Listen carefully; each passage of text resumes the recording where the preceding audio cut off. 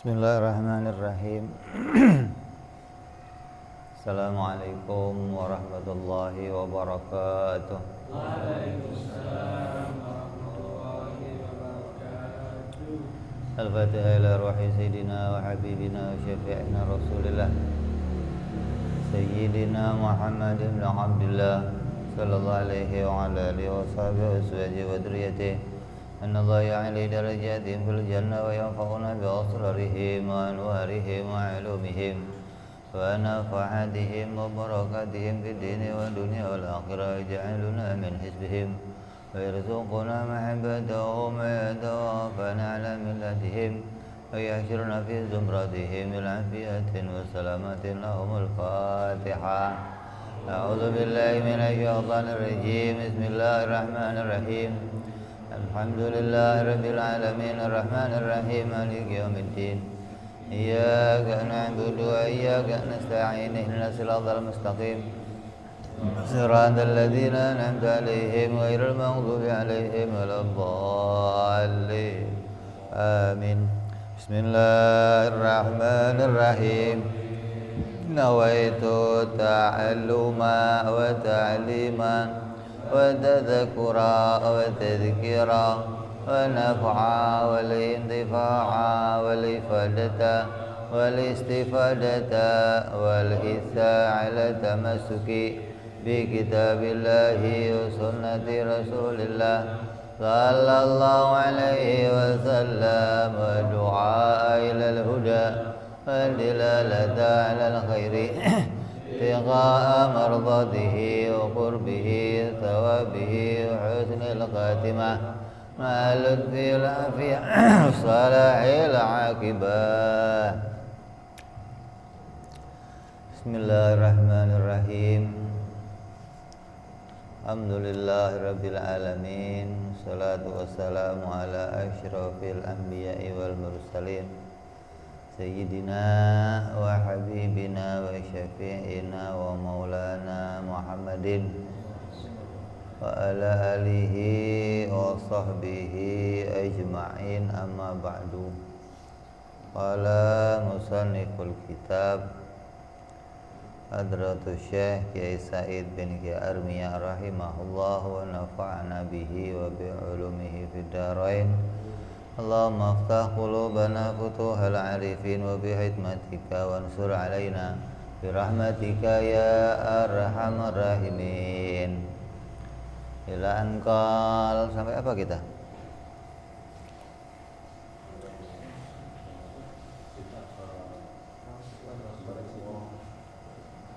Kemarin apa? Sidik. Sekarang kita lanjut ke sifat amanah. Wajib bagi para rasul alaihimus salatu wassalam bersifat amanah.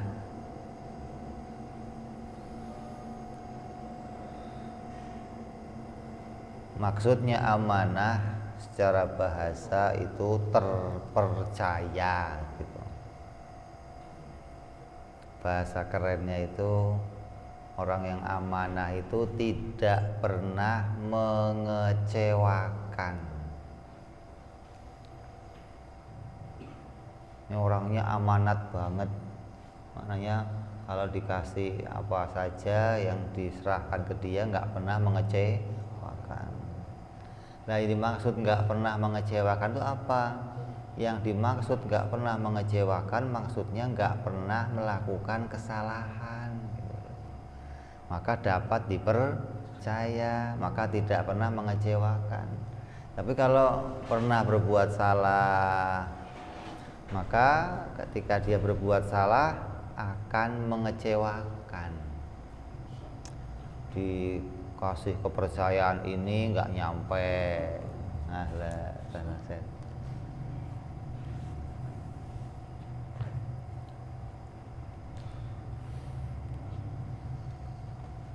Jadi yang dimaksud amanah bagi para rasul adalah wajib para nabi, para rasul semuanya itu terjaga dijaga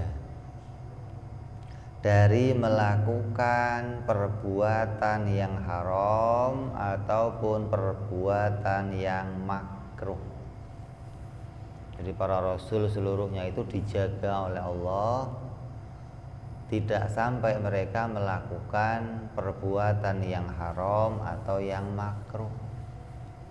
Karena para rasul, para nabi itu senantiasa mengemban amanahnya Allah, mengemban perintahnya Allah, hingga kemanapun dia berjalan, kemanapun dia berada, selalu membawa saya utusan Allah.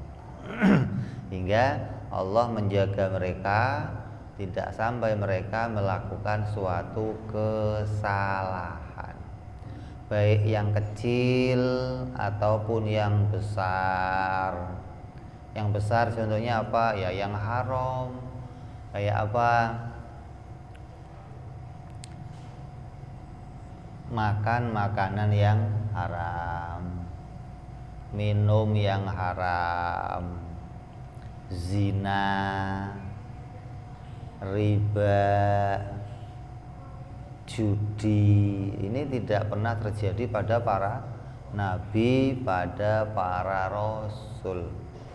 Yang haram-haram bentuknya baik itu zahir maupun batin. Nah, kesalahan batin contohnya apa? Hasud, kibir, riya, sum'ah, terus bakhil. Ini diantara penyakit-penyakit hati atau bentuk kemaksiatan yang ada dalam hati. Itu pun tidak pernah terjadi pada para rasul.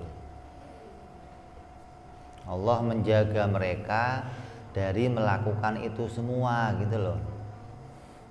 Andai Nabi akan terjadi ngelakuin kesalahan, akan diluruskan sama Allah. Nah, begitu mau belok, lurusin, mau belok, lurusin, hingga tidak sampai ngelakuin kesalahan. Kenapa kok begitu? Karena Nabi itu adalah contoh suri tauladan untuk seluruh manusia. Nah, gimana kalau contohnya ngelakuin salah? Nanti kita juga nyontoh salahnya dong. Maka Allah menjaga mereka tidak sampai mereka melakukan suatu kesalahan yang kemudian kesalahannya dicontoh sama umat. Kamu kok ngerjain ini kenapa? Nyontoh Nabi. Ya nggak ada contoh salah dari Nabi, nggak ada. Contohnya dari Nabi pasti contoh yang baik, contoh yang benar. Jadi yang haram-haram itu sama sekali tidak pernah terjadi pada para nabi. Makanya kalau ada berita-berita tentang nabi kok ngelakuin perkara yang haram, maka harus kita tolak beritanya. Lah itu nabi kan ngelakuin haram, pernah kawin lebih dari 4. Kan yang namanya umat itu harus kawin, diperbolehkan kawin tidak lebih dari 4. Nah, Nabi lebih dari 4, maka ngelakuin haram. Oh, bukan haram. Bagi Nabi kawin lebih dari 4 itu kekhususan gitu loh, spesial.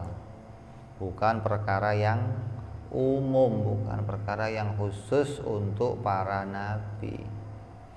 Jadi itu enggak terjadi pada selainnya nabi. Kalau selainnya nabi niru gimana? Haram gitu loh.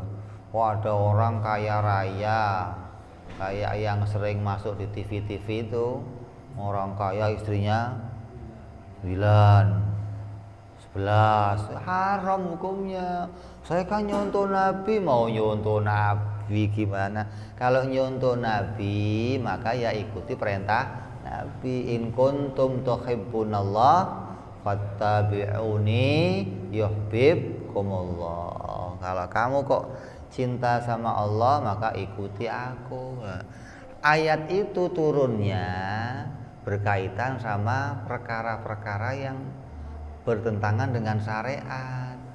ada orang yang mau ibadah kepada Allah tapi semaunya sendiri gitu loh.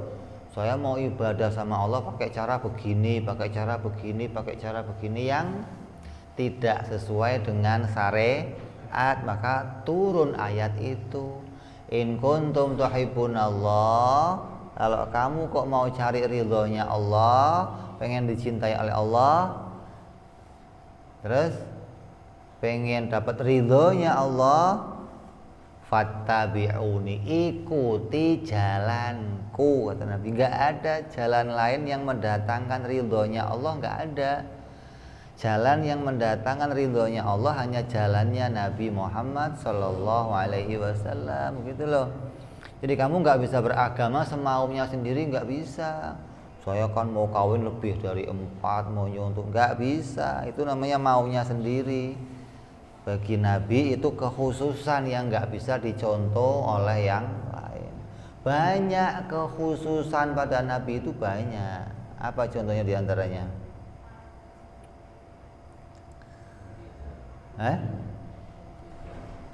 Apa? Oh iya, mukjizat. Nah, contoh amal perbuatan yang khusus untuk Nabi tapi kita nggak boleh ngerjain gitu loh. Kayak tidak menerima zakat. Itu khusus untuk Nabi. Yang lainnya ya boleh aja nerima zakat gitu loh. Nabi tidak menerima sodakoh. Itu khusus untuk Nabi. Terus Nabi tidak pernah membaca dan menulis. Itu khusus untuk Nabi lah. Kalau kamu nggak baca, nggak nulis ya goblok. Kalau Nabi memang nggak butuh bacaan, nggak butuh tulisan, hingga diharamkan Nabi menulis. Kamu nulis tujuannya apa sih? Agar nggak lupa kan? Kamu alamatnya mana? Oh, saya alamatnya jalan ini saya tulis dulu ya, biar nggak. Dan Nabi nggak pernah lupa. Lah ngapain nulis? Terus kamu baca tujuannya apa? Dapat informasi. Kalau kamu nggak baca, lah Nabi butuh bacaan.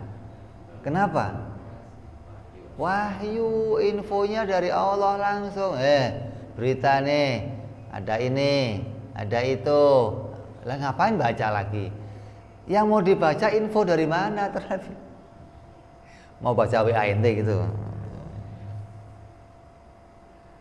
Jadi banyak kekhususan yang Allah jadikan untuk para nabi yang kita nggak bisa mencontoh gitu loh. Nah, di antaranya ini ada perkara yang Nabi itu dijaga, tidak pernah sampai Nabi itu ngelakuin perkara-perkara yang haram. Haramnya baik haram bentuk zahir maupun haram bentuk batin. Begitu pula Nabi tidak pernah ngelakuin yang makruh. Yang makruh contohnya apa?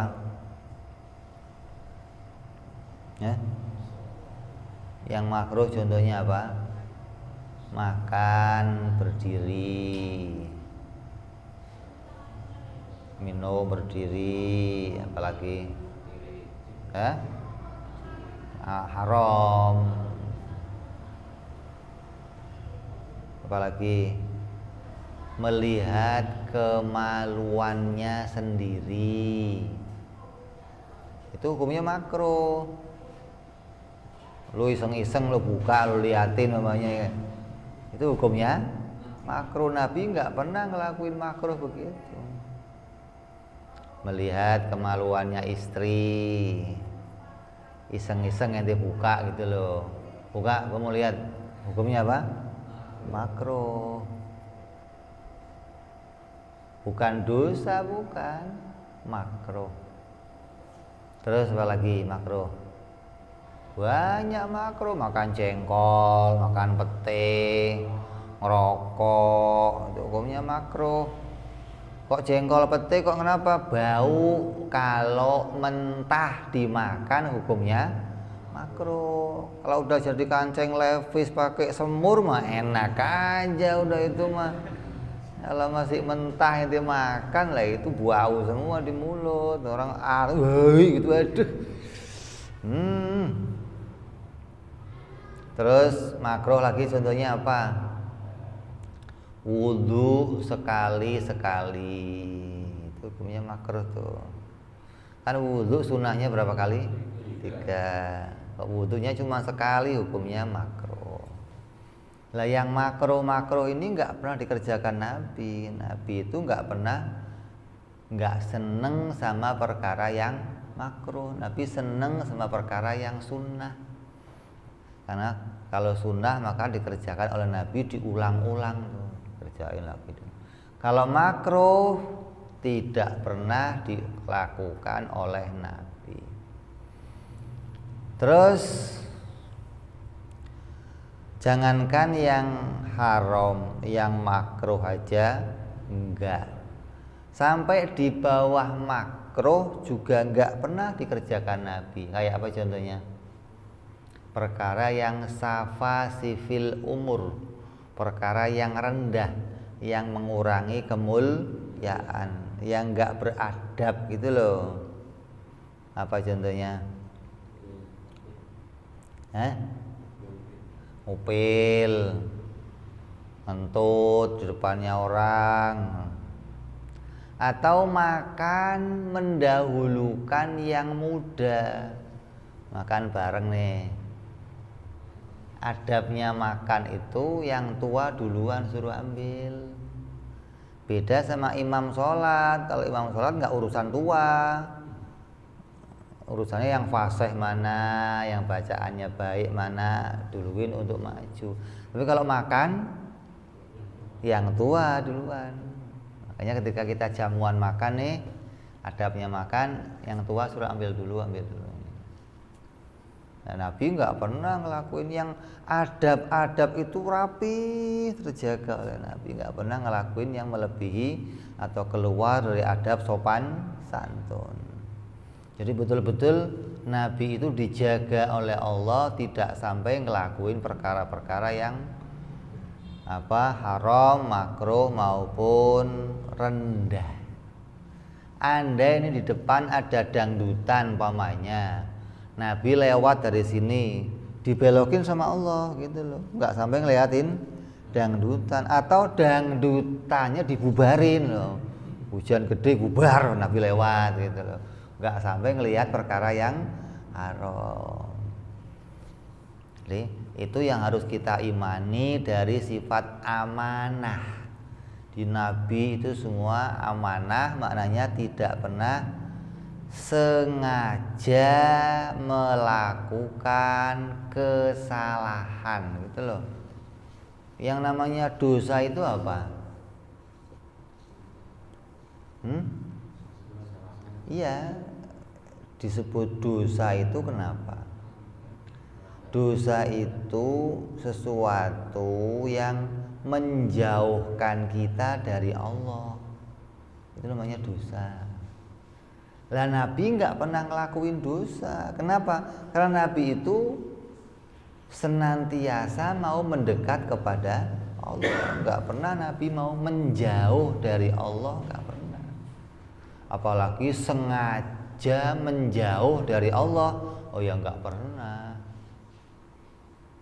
Nah kalau kita kan nggak, kadang-kadang sengaja menjauh dari Allah.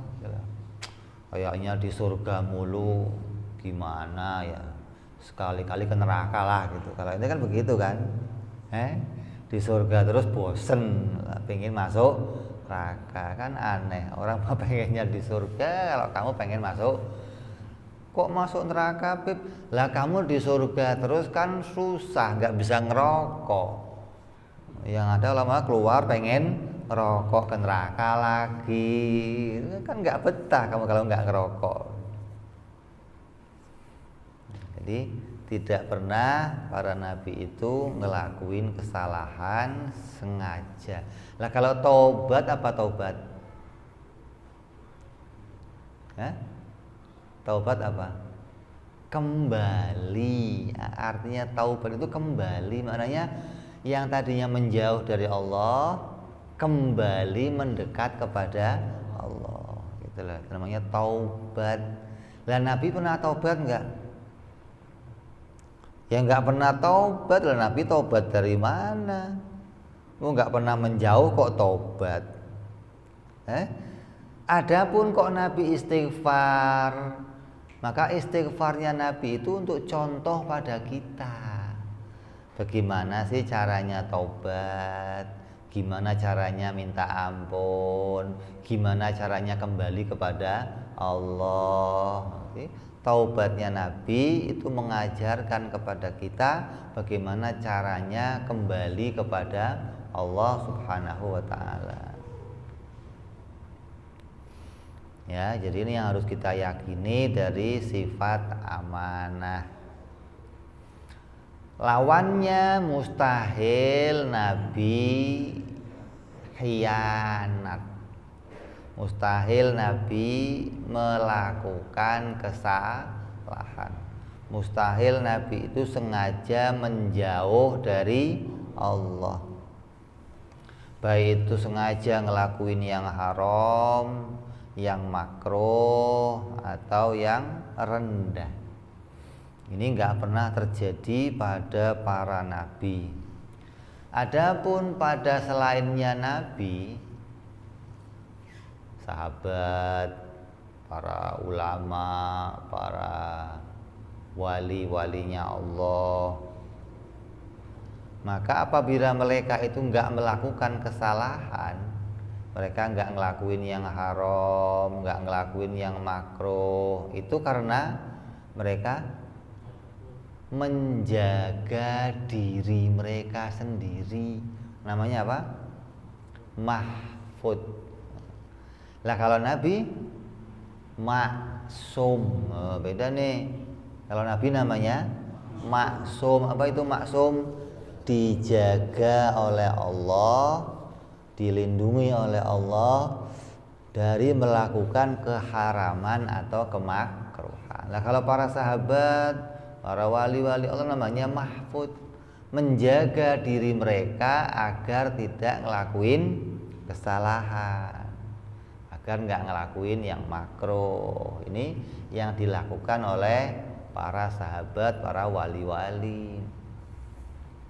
Nah, adapun kemudian terlihat seperti Nabi, terlihat seperti Nabi seperti melakukan kesalahan.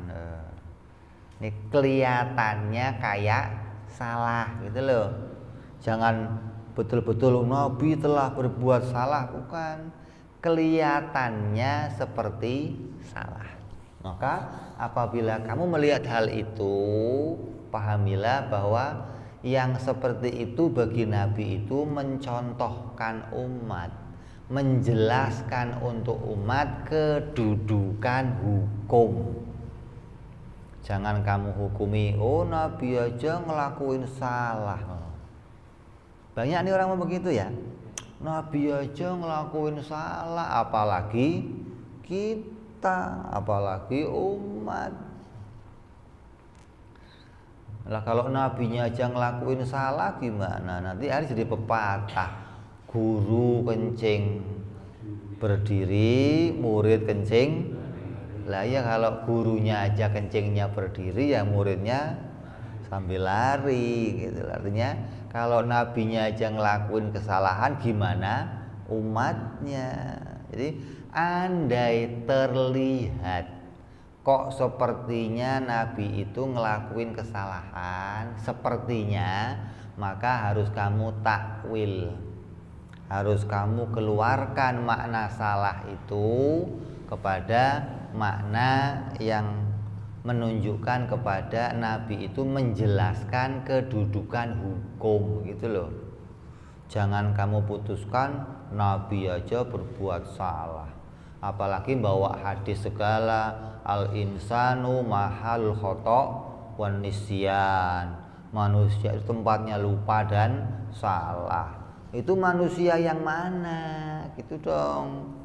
manusia yang selain para nabi. Kalau para nabi mereka mendapatkan penjagaan dari Allah hingga mereka tidak melakukan yang demikian. Contohnya apa yang kelihatan seperti salah?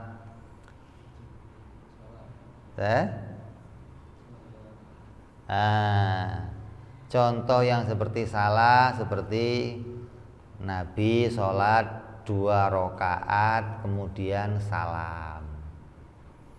Kelihatannya kan salah. Wong sholat duhur itu 4 rakaat. Nabi pernah melakukan sholat duhur 2 rakaat terus salam. Kan kelihatannya haram itu kan. Maka yang kelihatannya haram seperti itu harus kamu pahami, itu menjelaskan hukum. Artinya Nabi menyampaikan bagaimana kedudukan hukum yang sebenarnya, bahwa apabila kamu pada waktu tertentu kok melakukan hal yang sama, tahu-tahu 2 rakaat kamu ingat itu 4 rakaat terus kamu salam, kamu kira udah selesai, maka jalan keluarnya bagaimana? Ketika diingatkan oleh orang lain bahwa kamu kurang rakaatnya, ya tinggal kamu tambahin, berdiri lagi, tambahin lagi 2 rakaat, nggak usah diulang dari awal. Kalau diulang dari awal terlupa lagi, ngulang lagi, lupa lagi, ngulang kapan kelarnya lu sholatnya. Jadi kalau lupa rakaat terus diingetin, bro, lu baru 2 tadi, kurang 2, berdiri aja langsung tambahin 2 rakaat terus sujud sahwi terus salam. Terus Nabi pernah pula wudhu sekali. Hukumnya apa? Makruh. Itu Nabi pernah ngelakuin makruh. Nabi pernah wudhu sekali. Oh, wudhunya Nabi sekali hukumnya bukan makruh tapi wajib. Oh, wajib maknanya Nabi wajib menjelaskan hukum, gitu loh. Kalau Nabi nggak pernah wudhu sekali, nanti wudhu 3 kali dikira wajib.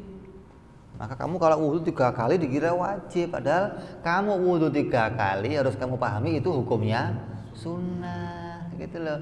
Kalau sekali aja kamu wudhu cukup sebenarnya, itu sudah mengesahkan wudhu kamu hanya hukumnya meninggalkan Nabi seneng sama sunnah. Sekali udah dibasuh lengkap, tambah lagi yang kedua, tambah lagi yang ketiga, itu hukumnya sunnah. Yang kedua hukumnya sunnah, yang ketiga hukumnya sunnah. Lah Nabi nggak seneng sama makruh. Ketika Nabi ngerjainnya demikian, maka itu menjelaskan hukum. Maksudnya apa? Ketika nggak ada air susah dicari, atau ada air tapi untuk kepentingan yang lain, adanya cuman segitu-segitunya bisa dipakai wudhu, maka pakai wudhu sekali, nggak usah 3 kali, gitu loh. Ya, kecuali airnya banyak, air berlimpah, tapi kamu wudhunya sekali, maka hukumnya makruh. Itu nggak pernah terjadi sama Nabi. Kalau ada air banyak, Nabi selalu wudhunya 3 kali.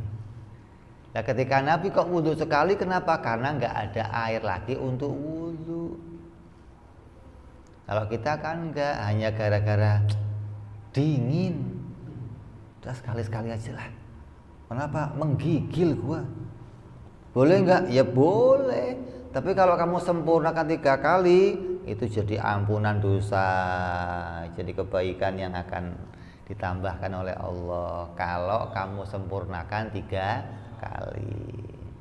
Lah Nabi itu mau dingin mau apa, kalau ada air ya pasti 3 kali wudhunya, gitu loh. Kalau kita kan enggak. Kalaupun kamu kok nanti wudhu sekali karena enggak ada air, maka hukumnya bukan makruh, hukumnya wajib. Kecuali ada air yang banyak kamu sengaja sekali. Begitupun Nabi juga pernah kencing berdiri, hukumnya apa? Makruh. Kencing berdiri hukumnya makruh. Maka disunahkan orang Islam itu kencingnya jongkok. Di masjid-masjid, di musola-musola, saya sering negur itu. Tempat wudhunya kasih yang duduk, kasih yang orang biar bisa jongkok tertutup. Adapun kok orang milihnya mau berdiri terserah dia, yang penting udah kita kasih tempat untuk jongkok gitu loh. Artinya jongkok itu dikasih tempat yang tertutup. Lah kalau tempatnya kayak tempat koboi gitu doang, kotak, mau gimana orang mau jongkok? Wong berdiri aja kelihatan auratnya. Lah ya dong. Kalau tempatnya kok kotak, paling enggak kasih pintu. Biar kalau dia buka enggak kelihatan auratnya. Kan kalau diangkat semua sarung dari belakang kelihatan enggak pahanya? Pahanya kelihatan enggak? Lah kalau paha kelihatan hukumnya apa? Makruh. Jadi tutup. Kalau paha kelihatan bukan makruh, hukumnya haram. Kelihatan auratnya laki. Ini udah kencingnya aja makruh, campur haram lagi, apa enggak jahat kamu? Yang punya musola panitianya gua marahin, jahat lu ya.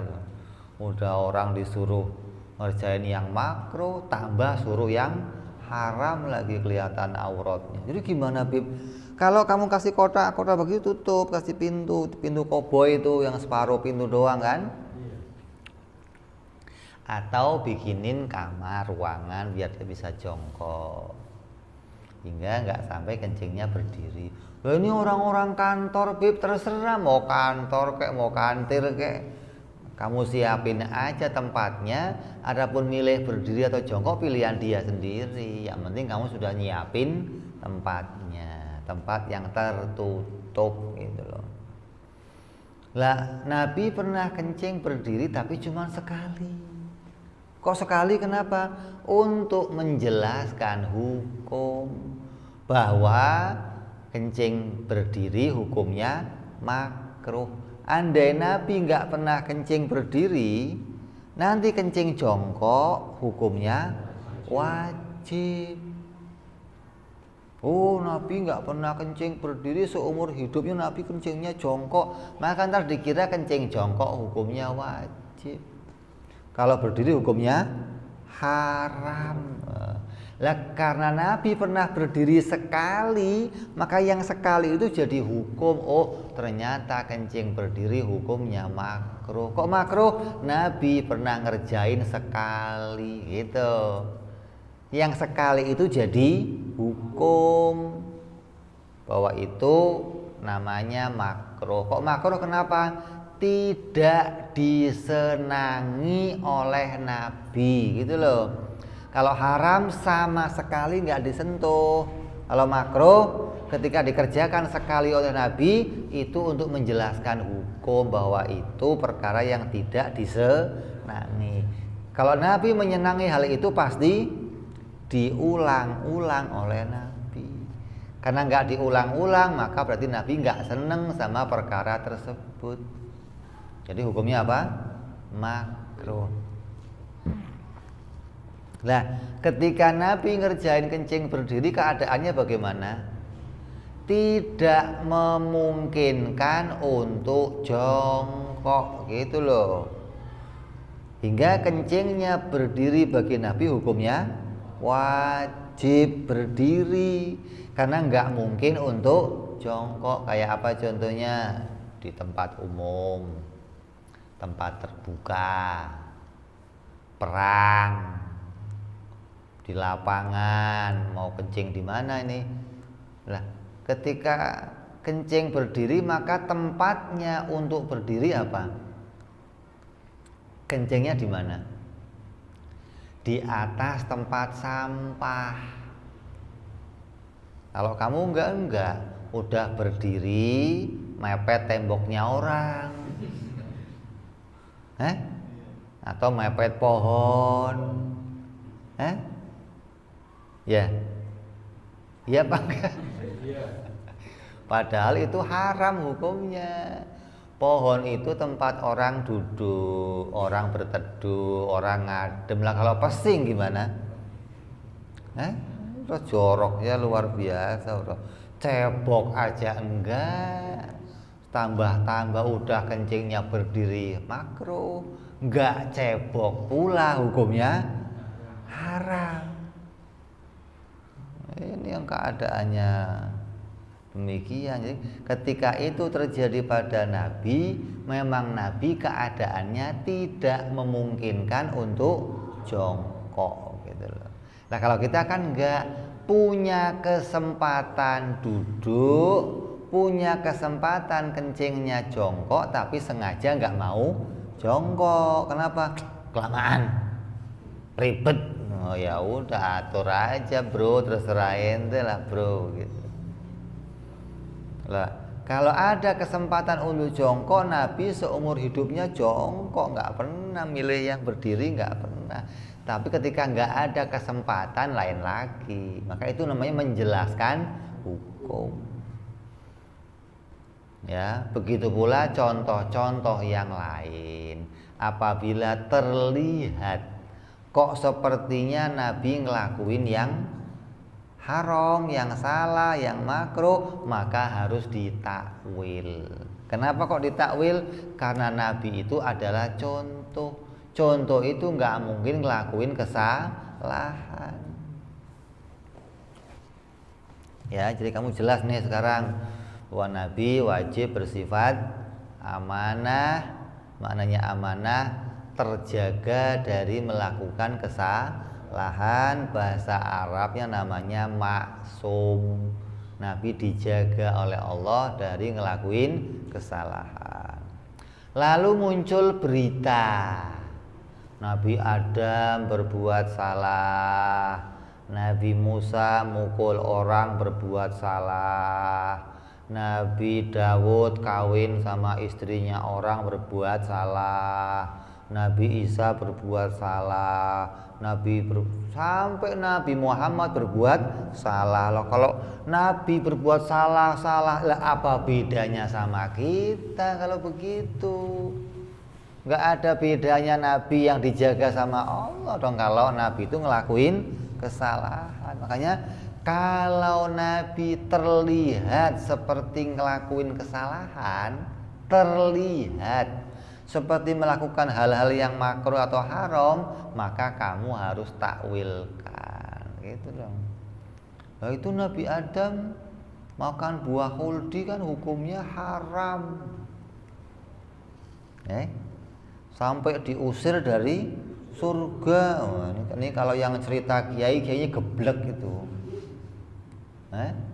Kalau kiai kok cerita Nabi Adam diusir dari surga, itu kiai gebleknya luar biasa.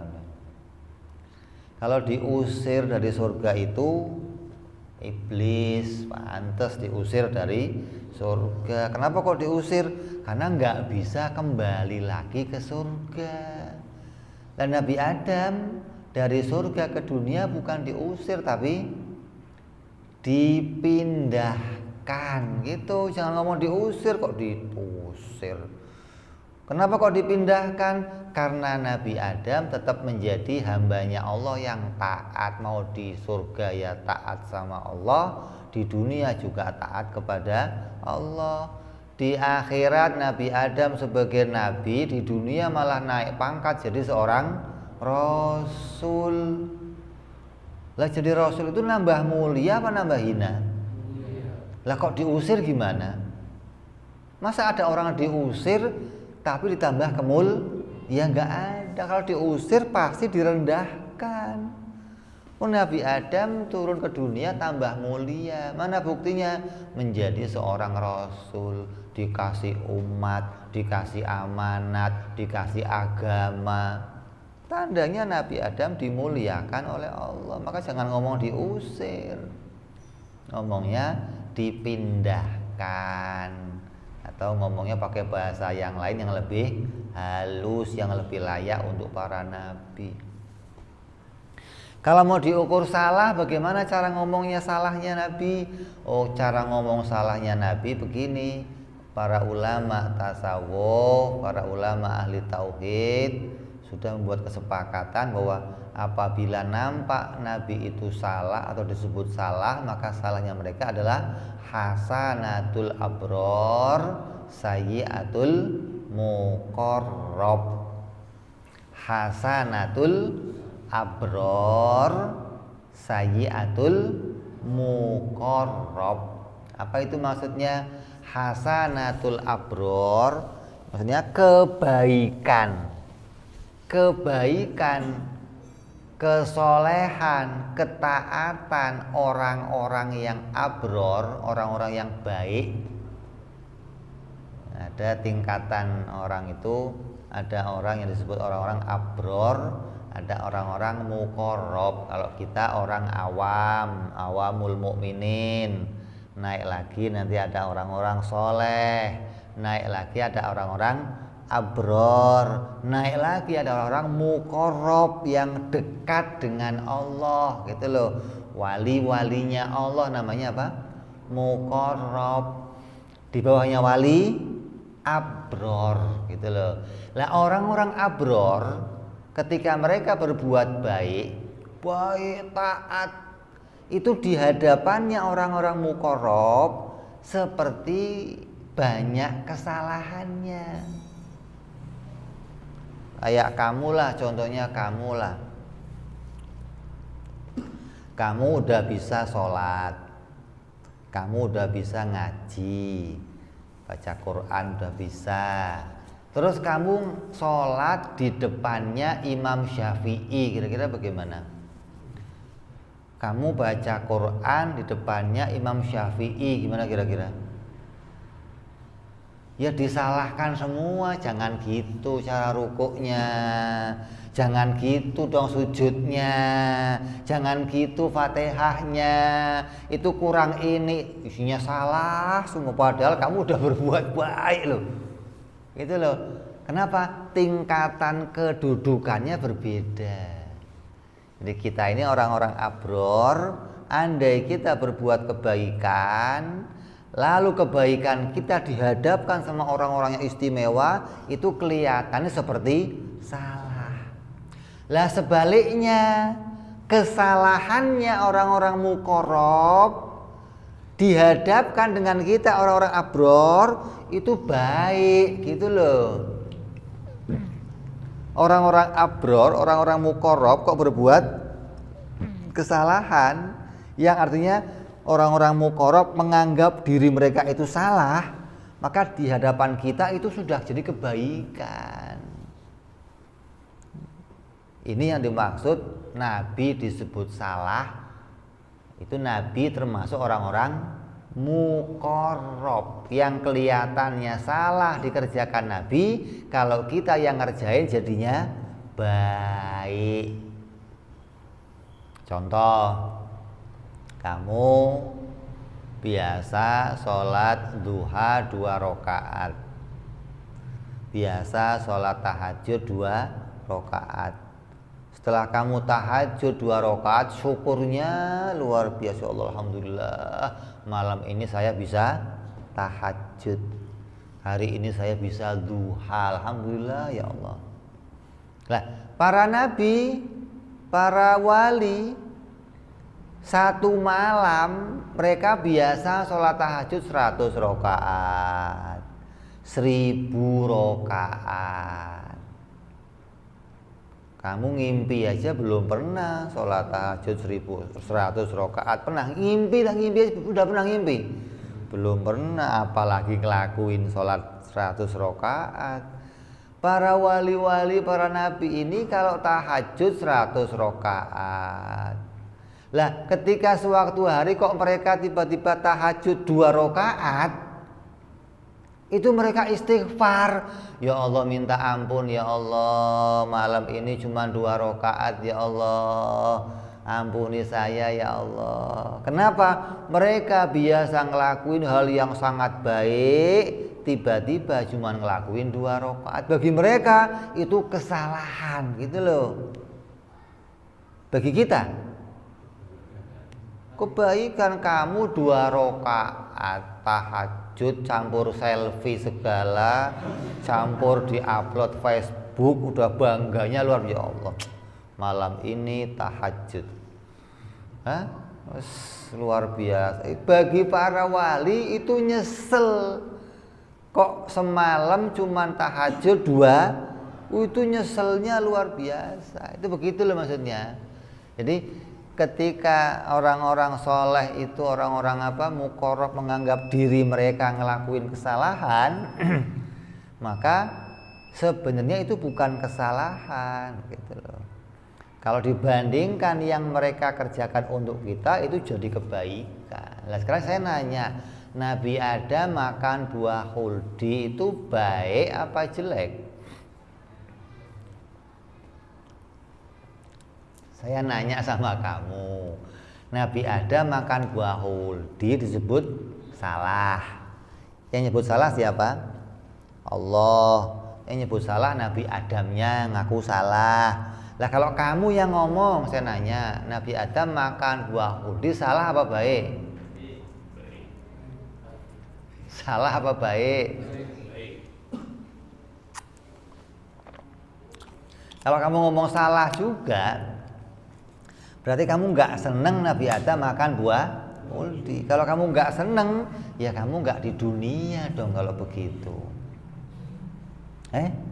Jadi mestinya kamu seneng, alhamdulillah. Untung Nabi Adam makan buah khuldi, gitu loh.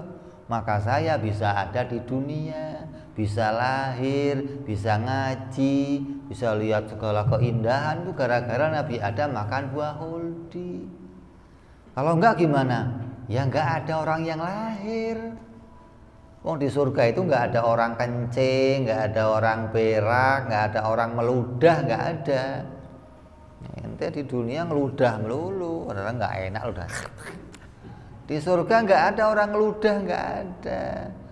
Orang kencing enggak ada, apalagi melahirkan enggak ada. Jangan kayak orang Yahudi, kata orang Yahudi, dosanya manusia yang paling gede itu Nabi Adam. Kenapa? Gara-gara Nabi Adam makan buah khuldi, Nabi Adam memisahkan antara hamba dengan Tuhannya. Yang tadinya kenapa? Tadinya kumpul bareng, Tuhan dengan hamba kumpul di surga gitu. Kata orang Yahudi begitu. Gara-gara Nabi Adam makan buah khuldi, hingga terpisahlah antara hamba dan Tuhannya. Itu pendapat orang Yahudi. Kalau kamu kok menganggap Nabi Adam itu salah besar makan buah khuldi, maka kamu kayak orang Yahudi gitu loh. Jadi kita harus meyakini Nabi Adam disebut salah, tapi salahnya maknanya Nabi Adam menyebut dirinya salah gitu loh. Kita nyebutnya itu enggak salah. Kamu jangan ikut-ikut nyalahin Nabi Adam. Ketika Nabi Adam disebut salah, dirinya salah, dia istighfar. Istighfar yang Nabi Adam ngajarin taubat. Bagaimana taubat yang benar, bagaimana istighfar yang benar, begitu. Jangan dianggap, oh kalau Nabi Adam gak istighfar masuk neraka dia. Gak ada Nabi masuk neraka, gak ada. Mana ada Nabi masuk neraka. Oh Nabi disebut salah aja enggak. Kembali tadi, dosa itu apa? Menjauh dari, mungkin Nabi Adam makan buah khuldi pengen menjauh dari Allah, mungkin? Ya enggak mungkin. Nabi Adam makan buah khuldi tujuannya apa? Mau mendekat kepada Allah, bukan menjauh kepada Allah. Ini kamu jangan dianggap Nabi Adam sengaja makan buah khuldi mau berbuat dosa. Enggak ada tujuan seorang nabi mau menjauh dari Allah, enggak ada. Lah kan Nabi Adam ditipu sama iblis, digoda. Ada lagi ngomong, iblis goda Nabi Adam nggak berhasil, akhirnya goda istrinya. Istrinya ngajak Nabi Adam. Berarti sejak zaman Nabi Adam termasuk laki-laki yang takut sama istri gitu apa? Kurang ajar banget loh gitu.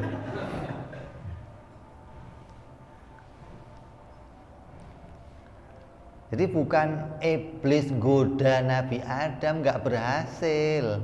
Iblis goda para nabi itu nggak pernah berhasil, nggak pernah. Jadi kalau kita mau luruskan nih, mau diomong, Nabi Adam itu bukan tertipu sama godaannya iblis, bukan. Tapi Nabi Adam tertipu sama apa? Keagungan Allah. Tertipu sama kemuliaannya Allah. Tertipu sama kebesarannya Allah. Kok bisa? Ketika iblis menggoda Nabi Adam, iblis bersumpah, wa qasama lahuma syaiton. Quran ngomong begitu tuh. Dan iblis bersumpah di hadapan keduanya dengan nama Allah. Maka dengan sumpahnya iblis, Nabi Adam tertipu sama sumpahnya iblis. Apa sumpahnya iblis? Ketika iblis goda Nabi Adam ngomong, wallahi, demi Allah Adam, kalau kamu makan ini, kamu akan abadi. Maka karena ada wallahi, demi nama Allah, maka Nabi Adam tertipu pakai nama Allah tadi. Bukan tertipu dengan godaannya iblis, bukan. Sama kayak beginilah, kamu lagi main, nggak pulang-pulang, datang kawan kamu, lu dipanggil sama bapak kamu, yang bener, nggak percaya saya, demi Allah, oh ya, itu loh. Begitu teman kamu sumpah pakai nama Allah, kamu dipanggil bapak kamu sengaja datang pulang. Kenapa? Mengagungkan namanya Allah tadi. Kalau kawan kamu nggak sumpah pakai nama Allah, nggak bakal pulang kamu. Udah panggil mak kamu, biarin. Beneran, biarin, saya lagi asik main. Demi Allah. Nah ini demi Allah nih. Dipanggil mak kamu pulang karena mengagungkan namanya Allah, gitu loh. Jadi Nabi Adam disebut tertipu oleh iblis, bukan tertipu godaannya iblis, bukan. Nggak ada Nabi ketipu godaan iblis, nggak ada. Tapi tertipu sama keagungannya Allah. Ketika Nabi Adam mendengar nama Allah, dia patuh, dia nurut, gitu loh. Jadi hasanatul abror sayyiatul muqarrab. Jangan dianggap salahnya Nabi sama kayak salahnya umat, jangan. Begitupun nabi-nabi yang lain, kamu harus takwil kalau mereka disebut berbuat salah, ya. Kita teruskan yang akan datang, bicara sifat yang lainnya, yaitu sifat tabligh insyaallah. Wallahu a'lam bishawab. Ila hadratin nabi. Al-Fatihah. A'udzu billahi minasyaitonir rajim. Bismillahirrahmanirrahim. Alhamdulillahirabbil alamin arrahmanir rahim maliki yaumiddin. Iyyaka na'budu wa iyyaka nasta'in. Ihdinas siratal mustaqim. Siratal ladzina an'amta 'alaihim ghairil maghdubi 'alaihim waladdallin. Amin. Ya Rabbana i'tarafna